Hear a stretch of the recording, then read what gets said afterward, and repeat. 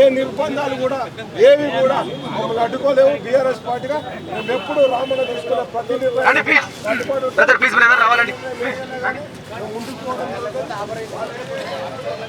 ఏం చేస్తాం అంటే ఇప్పుడు జర్నలిస్ట్గా ఉండడానికి లేదు, సిటిజన్గా ఉండడానికి లేదు, కనీసం పొలిటికల్ యాక్టివిస్ట్గా ఉండడానికి లేదు. ఏం చేసే పరిస్థితి లేదు. ఆడ నిలబడొద్దు అంటారు, రోడ్డు మీద ఉండొద్దు అంటారు. అసలు పరిస్థితి చూస్తుంటే ఏంటంటే ఆడ ఏం జరుగుతుందో చెప్పే పరిస్థితి లేదు అసలు ఎవరిని కూడా.